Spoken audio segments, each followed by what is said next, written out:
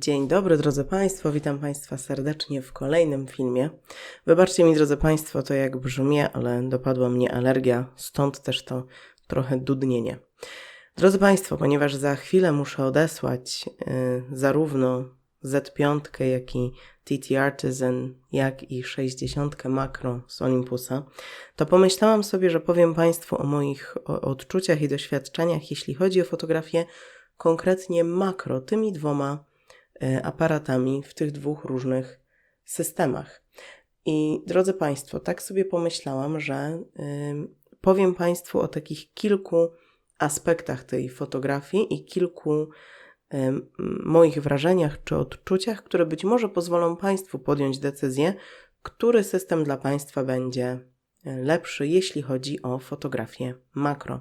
I pierwsza rzecz, na jaką chciałabym zwrócić Państwa uwagę, to są oczywiście gabaryty tych aparatów. Oleg jest bardzo małym zestawem. Jak Państwo widzicie, on tu jest naprawdę bardzo kompaktowy w porównaniu z Z5. No to jest to taka prawie zabawka i żart.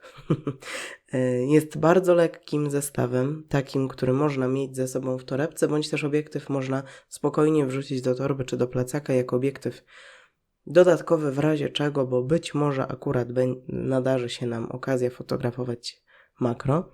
Natomiast jeśli chodzi o Nikona, no to już sam fakt, że potrzebuję dwóch rąk, żeby Państwu go trochę bliżej pokazać, to już jest pewne zobowiązanie. Jeżeli wychodzimy z tym zestawem, no to wtedy, drodzy Państwo, raczej nie wrzucimy sobie tego do torebki bądź jakiejś torby bardzo podręcznej, tylko tu już się decydujemy, że będziemy fotografować właśnie tym aparatem i właśnie tym obiektywem, bo to jest ciężki, solidny zestaw. Jaka jest różnica wag między jednym a drugim zestawem? Drodzy Państwo, szczerze powiedziawszy, ja tego nigdy nie sprawdziłam. Ja wiem, jakie są po prostu odczucia z użytkowania. To zdecydowanie jest dużo cięższe niż to. Natomiast jeżeli chodzi o wygodę użytkowania i budowę tych dwóch systemów i aparatów, to obydwa są bardzo wygodne na swój sposób. Oleg oczywiście jest mały, więc łatwo się go trzyma w ręku, ręka nam nie więdnie, nie ma z tym żadnego problemu, ale nie jest tak wygodny, jeżeli długo na przykład stoimy w jakimś miejscu i musimy utrzymać w miarę stabilnie nasz aparat, to Oleg nie jest bardzo wygodny, bo to jest bardzo mały grip. To jest taki, no widzicie Państwo, tutaj to wcięcie nie jest jakieś bardzo duże. W związku z czym to nie jest tak, że on jest niewygodny, ale nie jest to też najbardziej wygodne rozwiązanie. Jeśli chodzi o Nikona, no to mimo, że to jest bardzo duży gabaryt, no taki, że się prawie nie mieści w kadrze, jak widzę, to tutaj ten grip jest zdecydowanie wyraźniej zarysowany i jest bardzo wygodny. W tym filmie o tym obiektywie ja tam Państwu pokazuję, jak ja właściwie na jednym palcu sobie tego Nikona trzymam z tym obiektywem i tak faktycznie jest, bo on jest bardzo wygodny, jeśli chodzi o uchwyt, jeśli chodzi o trzymanie go przez dłuższy czas. Tutaj na pewno musimy sobie użyć dwóch rąk, żeby sobie podtrzymać ten obiektyw, żeby był stabilnie. Ale niewygodny ten system nie jest, ale jest cięższy, więc jeżeli macie Państwo problem z utrzymaniem większej wagi, no to raczej zestaw dla Państwa nie będzie. To tyle, jeśli chodzi o kwestię takiej wygody i ergonomii tych dwóch właśnie systemów. Kolejna rzecz, o której chciałam Państwu powiedzieć, to jest minimalna odległość ostrzenia.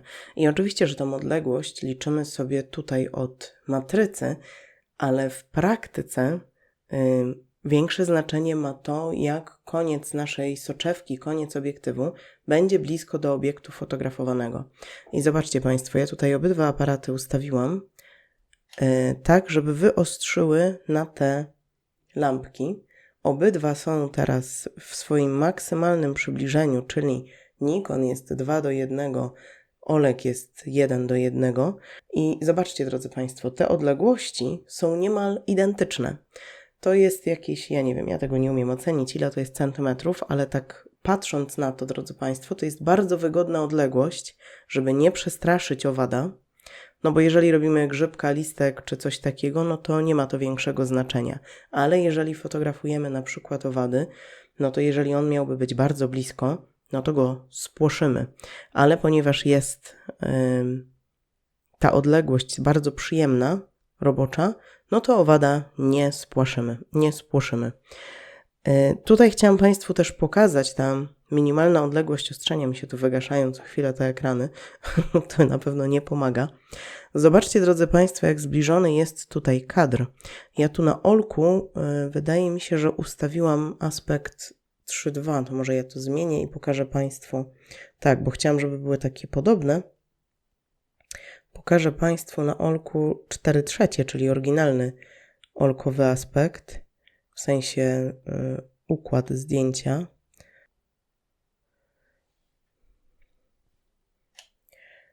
Jak widzicie Państwo, ten kadr jest bardzo zbliżony. Ja wiem, że on tutaj jest obrócony, zaraz go Państwu obrócę inaczej, żebyście zobaczyli.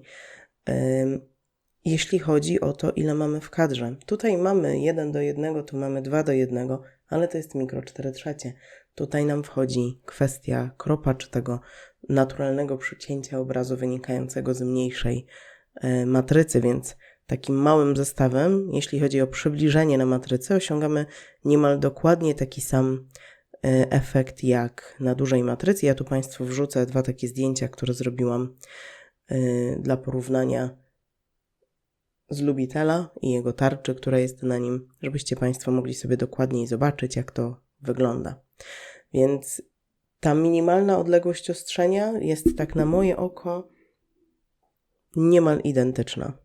Naprawdę ja nie czułam dużej różnicy robiąc zdjęcia. Obydwoma pracowało się bardzo wygodnie, jeśli chodzi właśnie o fotografię owadów i to, jak blisko mogłam do nich podejść. Więc jeżeli to Państwa martwi, no to i w tym obiektywie jest bardzo dobrze. Kolejny aspekt, jaki chciałabym poruszyć, to jest wyraźność ekranu i wizjera. Dlatego jest, drodzy Państwo, tak ciemno teraz w kadrze, bo chciałabym, żebyście Państwo dokładnie widzieli ekrany. Mam nadzieję, że one w miarę podobnie je widać. I tutaj moim faworytem jest Nikon. Nikon w moim odczuciu jest wyraźniejszy. Lepiej na nim widzę. Być może dlatego, że jest odrobinę większy, chociaż nie wiem, czy jest większy. Faktem jest, że ja tutaj na swojego olka mam naklejoną matową szybkę i być może to powoduje też spadek tego, jak dokładnie widać. Natomiast mnie wygodniej się pracowało z Nikonem, a jeśli chodzi o wizjery, zdecydowanie Nikon. Bez dwóch zdań, Nikon tutaj w tej kategorii ma znacznie lepszy wizjer i dużo łatwiej pracuje się z wizjerem w fotografii makro niż z EM5. Podejrzewam, że zupełnie inaczej sytuacja wygląda, jeżeli tutaj mówimy na przykład o OM1, który też jest popularnym aparatem do makrofotografii. I trochę inaczej by wyglądało, gdyby to było EM1, na przykład Mark II, którego miałam wcześniej, ale tam to nie był mój ulubiony wizjer, bo on był dość niskiej jakości, choć był większy, więc siłą rzeczy było więcej widać. Więc tutaj zdecydowanie dla mnie Nikon jeśli chodzi o wygodę korzystania z wizjera i z ekranu. Kolejny aspekt, który bardzo ułatwia fotografię makro, to jest tak zwany focus peaking. Focus peaking, drodzy Państwo, to nic innego jak ten czerwony obrys, który tutaj już Państwo widzicie na Nikonie i tutaj na olku. Czerwony obrys czy czerwone kropki, które robią się nam wokół fotografowanego obiektu i pokazują, gdzie aparat tak naprawdę wyostrzył. Jest to bardzo trudne, żeby to zobaczyć gołym okiem, zwłaszcza przy ruszających się owadach czy liściach powiewających na wietrze, więc jest to ogromne ułatwienie przy fotografii makro, ale nie wiem, czy Państwo widzicie to teraz na ekranach wyraźnie, mam nadzieję, że tak. Na Nikonie znowu ten peaking jest wyraźniejszy niż w olku. On nie jest w olku zły, ale na Nikonie w moim odczuciu, ja też noszę okulary, więc mnie często jest trudniej coś zobaczyć. Tutaj widzę to wyraźniej. Tutaj jest po prostu ta cała płaszczyzna jakby podświetlona tymi czerwonymi kropkami. Tutaj konkretnie widzę obrysowane na przykład ten napis 5V na 1 A.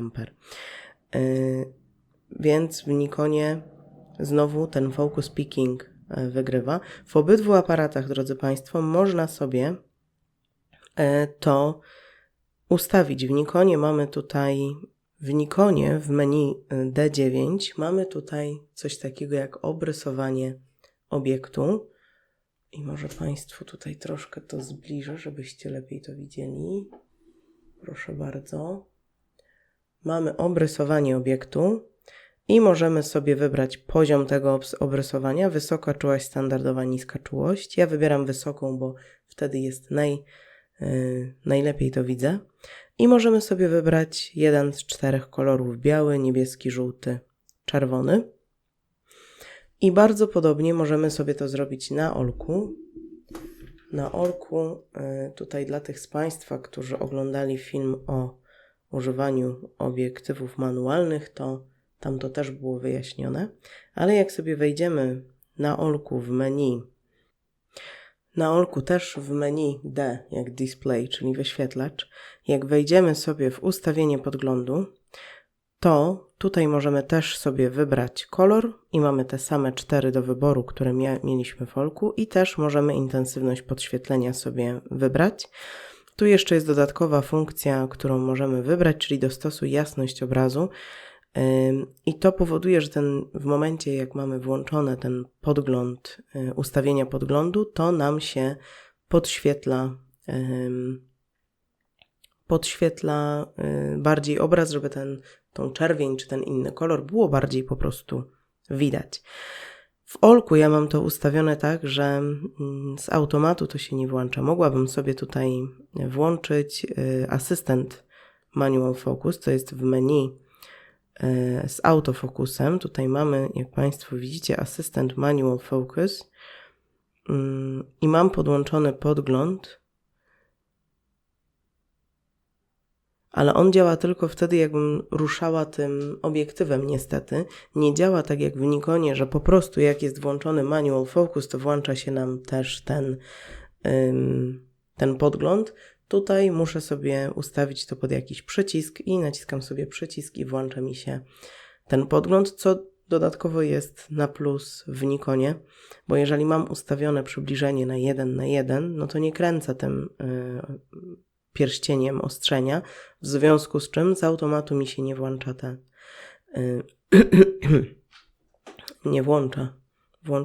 nie włącza mi się z automatu ten podgląd, więc mam go ustawiony na przycisk tutaj kompensacji ekspozycji. Więc to też na plus dla Nikona. Jest to wygodniejsze, że to jest od razu cały czas włączone, natomiast tutaj muszę mieć to sobie pod klawiszem. Drodzy Państwo, następna bardzo przydatna rzecz, rzekłabym nawet ogromnie przydatna rzecz przy fotografii makro, to jest możliwość wyłączenia podglądu na żywo ekspozycji.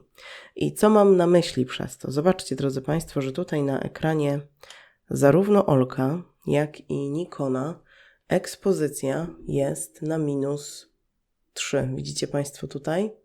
Tutaj jest maksymalnie ciemno, jeśli chodzi o ekspozycję. I tutaj w Olku to miga i krzyczy na mnie, też jest, wyostrzyła nam M10 ładnie, ale może jest za jasno, zaraz Państwu pokażę. A nie jestem Państwu pokazać w trakcie filmowania. Tutaj też widzimy -3 i ono wręcz miga. W związku z czym, może nie w związku z czym. Dlaczego ta funkcja jest taka przydatna? Bo drodzy Państwo, w fotografii makro bardzo często używamy lampy. A żeby używać lampy takiej zwłaszcza manualnej, to bardzo często tą ekspozycję ustawiamy sobie na -3, żeby światło, które będzie, żeby całe światło, które damy, no to będzie światłem z lampy.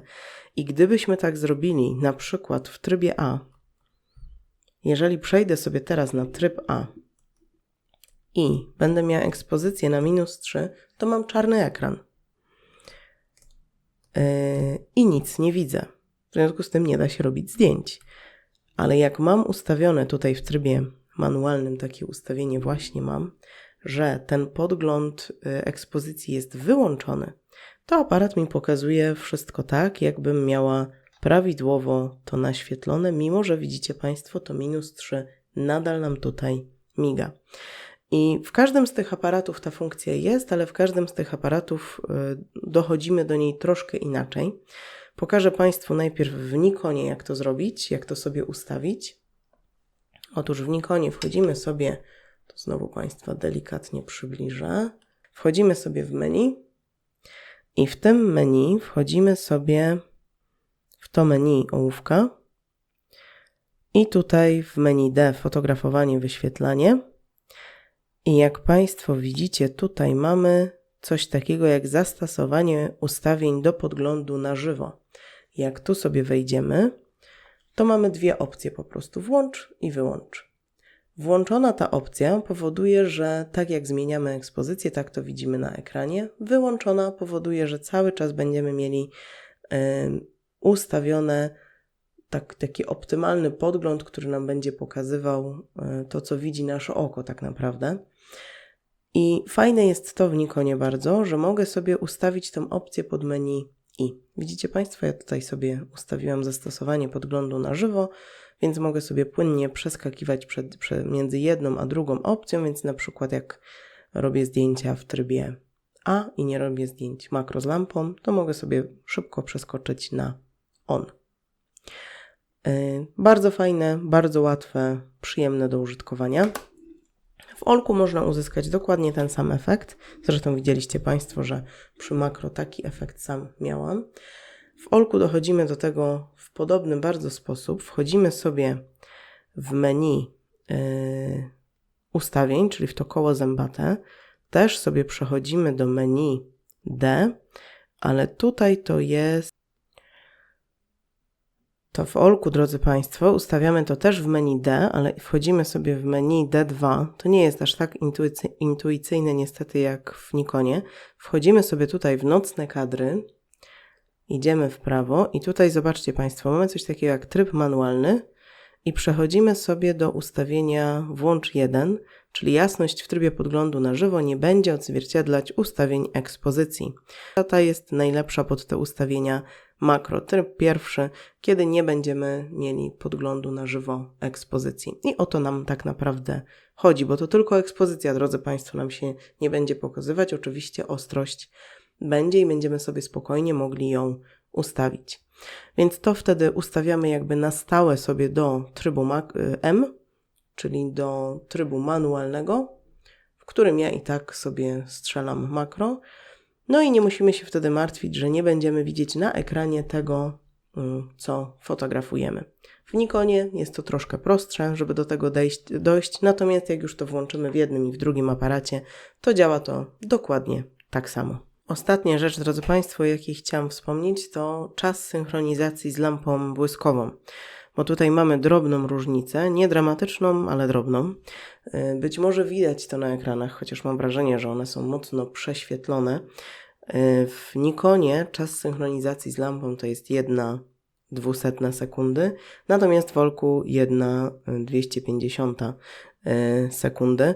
W związku z czym troszkę mamy szybszą migawkę w Olku, co jest fajne, bo wtedy bardziej udaje nam się zamrozić ruch, natomiast nie jest to jakaś kolosalna różnica. To jest takie dość, bym powiedziała, zbliżone. I czemu to ma znaczenie? Bo jeżeli korzystamy, drodzy Państwo, z lampy błyskowej, to jak tej na przykład, którą ja mam tutaj, bardzo prostej lampy błyskowej, lampy w pełni manualnej, która ma też taki mały nadajniczek, w którym niestety padła mi bateria i teraz muszę wymyśleć, jak ją wymienić, bo szczerze powiedziawszy nie ma tam żadnego takiego otworu, żebym mogła otworzyć to, czy klapki, żebym mogła to otworzyć, ale myślę, że do tego dojdę. W każdym razie lampa sama w sobie jest bardzo fajna, bo jest lekka, jest mała. Widzicie Państwo, no wiadomo, że jak się zamontuje jeszcze lampę na aparat, to już malutki zestaw nie jest. Jak taki pełen zestaw wygląda, to widać najlepiej w tym filmie o tym obiektywie Seven Artisans, który zrobiłam pod mikro 4/3. No i ta lampa, wiadomo, nam wszystko ładnie doświetli i zamrozi nam ruch. Można ją sobie też przetestować. Ale jeżeli mamy szybką większą prędkość migawki, szybszą migawkę, no to wtedy nam powstają pasy, więc trzeba wiedzieć, drodzy Państwo, jaka jest maksymalna prędkość synchronizacji migawki z lampą błyskową. I ja wszystkie te zdjęcia makro robiłam tutaj na 250, tutaj na 200, bo tak było po prostu najprościej. Miałam ustawioną jedną prędkość migawki i włączałam lampę i tylko na lampie sobie regulowałam, czy ma być jaśniej, czy ma być ciemniej. Jest to bardzo proste, robi się to metodą prób i błędów. Ja zawsze myślałam, że fotografia z lampą jest bardzo trudna, ale drodzy Państwo, nie jest. Nie ma się czego bać. Naprawdę warto spróbować, bo efekt zdjęć jest zupełnie inny. Dobrze, drodzy Państwo, no to ja niestety będę się żegnać z tymi makroobiektywami i z Z5. Jest mi z jednej strony bardzo się cieszę, jestem bardzo wdzięczna Interfoto EU, że mogłam pokorzystać sobie z tych sprzętów, bo Nikona Z5 bardzo polubiłam. On ma dużo bardzo fajnych rozwiązań, jest bardzo przyjemnym aparatem do użytkowania. Wiele rzeczy jest czytelniejszych, trochę prostszych niż na przykład w Olympusie, ale Olympus nigdy nie słynął z łatwego menu i łatwego docierania do rzeczy, ale jest bardzo łatwo, jest go sobie skonfigurować pod siebie. Zresztą porównałam Państwu te dwa aparaty w innym filmie, zapraszam tam, jeżeli jesteście Państwo ciekawi. To na koniec jeszcze Państwu tylko powiem, dlaczego makro. Dla mnie makro jest bardzo przyjemną fotografią, bo jest to fotografia niezwykle relaksująca. Fotografia, która wymaga takiego trochę innego rodzaju skupienia i tego, żeby naprawdę być uważnym wobec tego, co nas otacza i tak wyostrzyć może trzeba sobie trochę wzrok na to, co jest wokół nas i znajdować te rzeczy małe i ciekawe. I lubię ją bardzo za to, że mogę zobaczyć świat, którego ja moimi umierającymi oczami na pewno bym nie zobaczyła, a który tak naprawdę jest ogromną częścią naszego życia i bez tego malutkiego świata to i ten duży świat nie funkcjonowałby tak, jak powinien. I we mnie to wzbudza takie docenianie i takie wyciszenie i gdzieś tam mogę zobaczyć coś, czego normalnie nie mogłabym zobaczyć, więc jest to takie bardzo kontemplacyjne zajęcie i bardzo relaksujące dla mnie w moim odczuciu. Być może niektórzy mogą to porównać z łowieniem ryb, przy czym ja nie nadaję się do łowienia ryb. Ja przy łowieniu ryb niestety umieram z nudów. Przy makro nie umieram z nudów, ponieważ tutaj mogę widzieć co chwilę coś innego, coś fascynującego, coś, czego normalnie bym nie zobaczyła. I ten zestaw, drodzy Państwo, jest rewelacyjny. Myślę, że jeśli chodzi o koszty zakupu i tego zestawu, to ten zestaw z używaną 60, czy ten zestaw z używaną Z5 i nawet nowym TT Artisan, no M5 też musi być używana, bo już chyba nowych nie da się dostać, to kosztowo jest bardzo podobna sprawa. Więc tu teraz kwestia tego, co Państwu będzie się podobać bardziej, z czym Państwu będzie wygodniej, czy pójdziecie Państwo w lekkość i kompaktowość, czy pójdziecie Państwo w pełną klatkę i taką solidną budowę ciężką. Tutaj, tu jeszcze też plusem oczywiście w Olku jest ten odchylany ekran, bo łatwiej jest zrobić w niektórych dziwnych miejscach zdjęcia, jeżeli ten ekran odchyla się tak jak tutaj. No i drodzy Państwo, to co? No to tyle. Tym razem odkreśliłam sobie wszystkie punkty z moich notatek. Jeśli macie Państwo jakieś pytania, mam nadzieję, że dam radę odpowiedzieć, no bo tak jak powiedziałam, Z5 i TT Artisan już odsyłam, ale może będę pamiętać, jak się do pewnych rzeczy tutaj dochodzi. Obydwa jeszcze te aparaty, o tym Państwu nie powiedziałam, mają tą funkcję, że można sobie bardzo szybko jeszcze przybliżyć obraz. Czy ja to Państwu jeszcze mogę pokazać? Jeszcze mogę. To jest taki dodatek, może to przekleję przy Focus Picking. Możemy sobie bardzo szybko przybliżyć fotografowany obiekt, tylko trzeba to sobie w Olku ustawić pod jakiś tam klawisz i ja to mam pod jakiś guzik. Ja to mam ustawione, tylko sobie ustawmy, tu przybliżmy. Tak, i tu sobie też przybliżmy. Tak. I teraz na Nikonie, drodzy Państwo, wystarczy, że nacisnę przycisk OK i bach! mam przybliżenie na maksa, a na olku mam ustawiony ten przedni klawisz na to i też mam przybliżenie na maksa. I wydaje mi się, że Nikon trochę bardziej to przybliża niż olek, ale generalnie funkcja jest ta sama. Oprócz focus pickingu możemy sobie jeszcze dodatkowo przybliżyć ten nasz obiekt fotografowany bardzo mocno, żeby upewnić się, że aby na pewno jest w ostrości. Dobrze, drodzy Państwo, to z mojej strony dzisiaj to wszystko. Bardzo Państwu dziękuję, że znowu byliście ze mną. Dziękuję Państwu za uwagę. Jeżeli widzicie Państwo, że popełniłam tu jakieś błędy merytoryczne, bardzo proszę dajcie znać, żebym nie siała dezinformacji, tylko żebym mogła to poprawić albo sprostować w komentarzu, bądź odesłać, bądź przypiąć Państwa komentarz prostujący. Ja serdecznie polecam i tak naprawdę po prostu serdecznie polecam makrofotografię, bo jest to niezwykle relaksujące zajęcie i bardzo fajny aspekt fotografii, który wycisza, który budzi docenianie wobec tego, co jest wokół nas, więc serdecznie polecam i zapraszam Państwa na kolejny film.